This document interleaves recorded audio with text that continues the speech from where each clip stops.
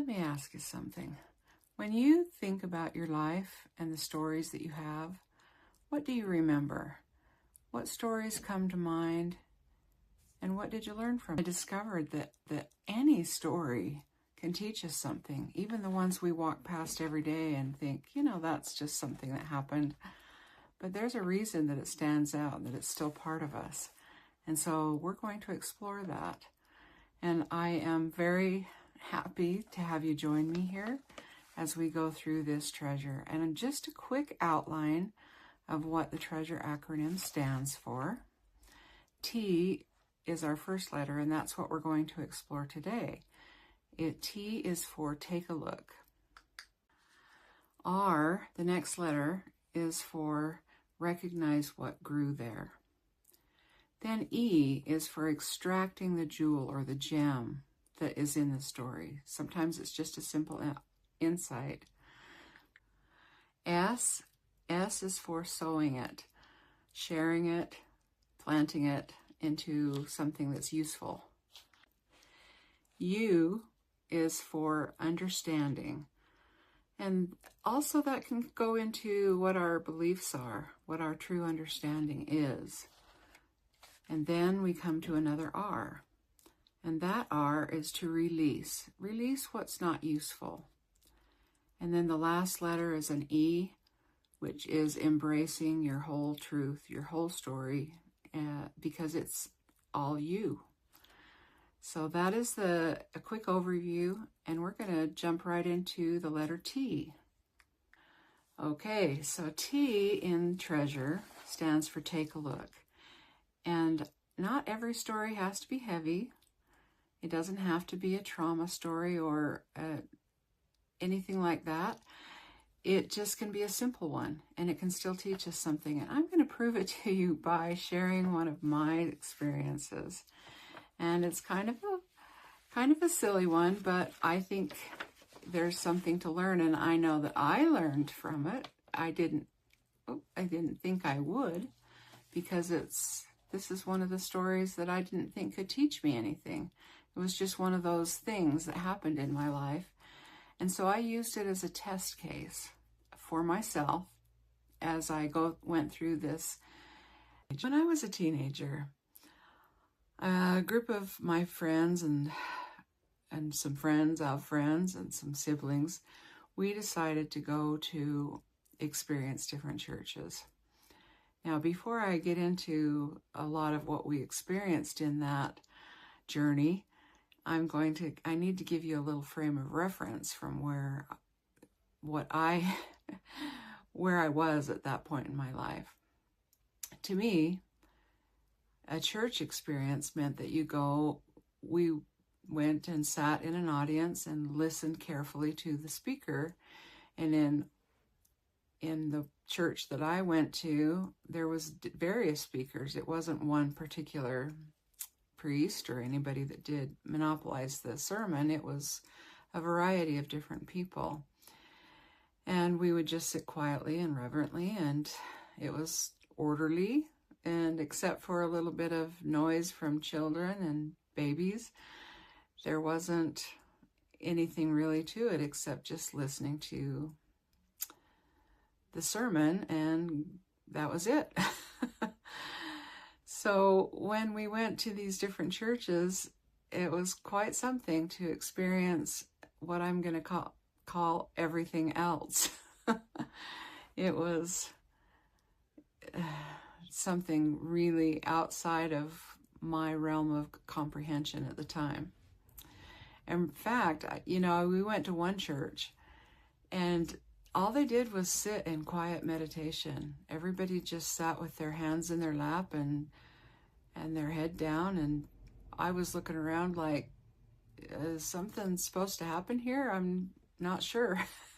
And then all of a sudden one person would get up and, as felt moved by the Spirit, give a short sentence or two and sit back down. And that was it.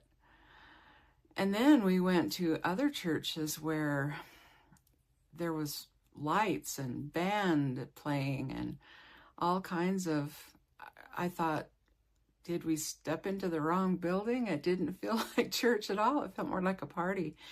And one church everybody was up and moving. They had their hands in the air and they were dancing, and it was quite an experience for me as a young teenager.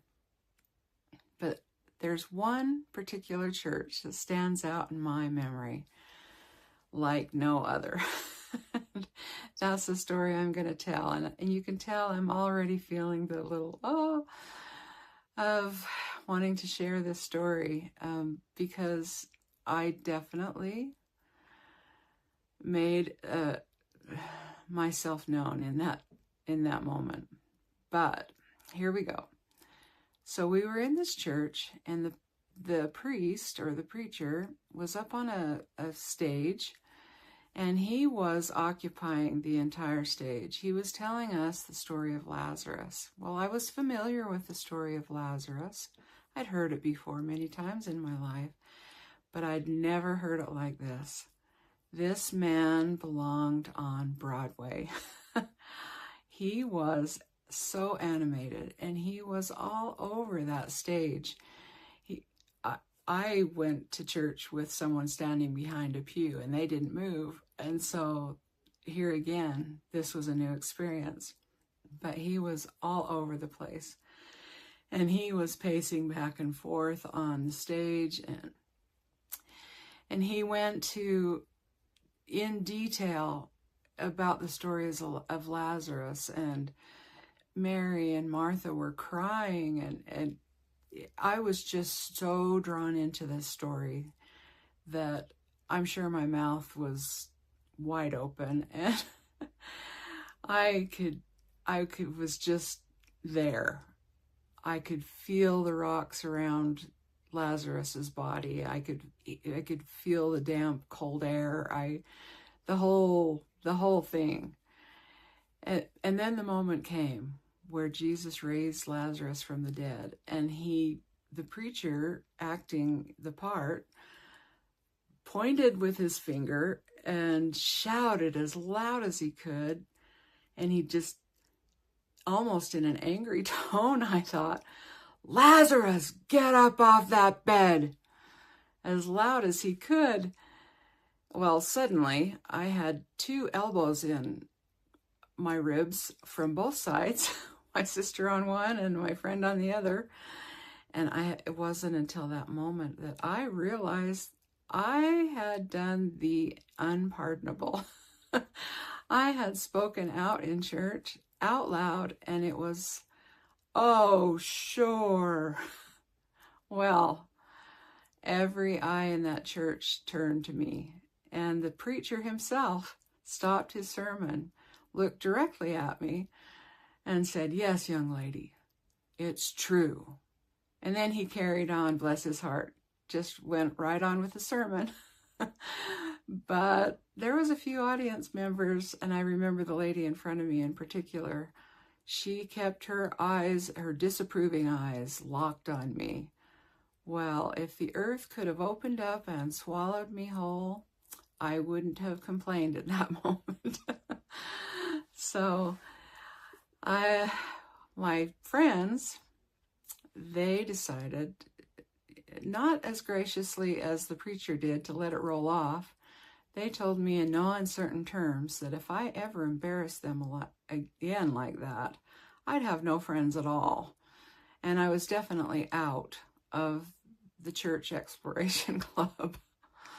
I just saw how that story made me reinforced a belief that I had to not stand out and not be an embarrassment. Now, do I feel like this story was a trauma? No, I don't. And I don't feel like that any story has to be a catastrophic one to learn from. But we can take those moments and we can say, hey, it did have an effect, and this is what I've learned. And then once we recognize that, then we can definitely do something about it. But those are for different letters, those reflections. But the T is just simply to take a look. to go back and find the memory and take a look at what had happened. And it's not to go back and be a judge. We can't go back and fix anything. We can't go back and change anything. We're just going to go back and look at the event as an observer, not a prosecutor. And that's what I tried to do in this story. And it was actually fun to do. But do you have a memory that you've kind of filed away as just funny, or, hey, that's not important, I couldn't learn anything from that? And if you do, would you share it with me and put it in the comments? Just a little memory that you might want to take a look at for the letter T. So if this kind of thing is interesting to you at all, I hope that you'll subscribe to my channel and give me a like. It's going to help me a lot. I'm hoping that you'll be right here along with me on my journey. Next week, we're going to explore the letter R, and that is recognizing what grew there. And it might surprise you. It might actually surprise you what you can learn. So I will plan on seeing you next week, but until then, I hope that you'll remember your story isn't something that just happened to you. It's a mine, and we're digging for gold. Just saying.